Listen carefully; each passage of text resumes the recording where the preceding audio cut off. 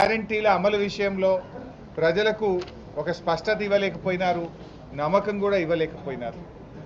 ముఖ్యంగా గౌరవ కేసీఆర్ గారు రైతును రాజు చేసేందుకు కేసీఆర్ గారు ప్రభుత్వం కష్టపడితే కాంగ్రెస్ పార్టీ ఈ ప్రభుత్వం ప్రవేశపెట్టిన బడ్జెట్ అన్నదాతల్ని ఆగం చేసే విధంగా ఉన్నది. ఎన్నికల ప్రచారంలో రైతులకు కాంగ్రెస్ చెప్పిందేమో చాంతాడంత, బడ్జెట్లో ఇచ్చిందేమో చెంచాడంత. రైతు భరోసా ఇస్తామని చెప్పి ఇవాళ రైతులకు బడ్జెట్లో నామమాత్రపు కేటాయింపు ఇచ్చారు. అంకెలు మార్చి ఆంక్షలు పెట్టి అన్నం పెట్టే రైతన్న నోట్లో మట్టి కొట్టే విధంగా ఈ బడ్జెట్ ఉంది.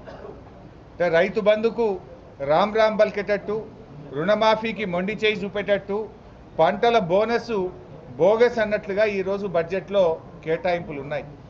ఎందుకు ఈ మాట అంటున్నామంటే ఆర్థిక మంత్రి గారు స్వయంగా బడ్జెట్ చదివేటప్పుడు ఏమన్నారంటే వ్యవసాయ రంగానికి ఈ బడ్జెట్లో 19,746 కోట్లు పెట్టినామన్నారు. ఈ 19,746 కోట్లలో ఎస్టాబ్లిష్మెంట్ ఉంటుంది కదా, జీతాలు, ఎస్టాబ్లిష్మెంటే ఓ 3,000 కోట్లు పోతుంది. ఇక మిగిలేదెంత?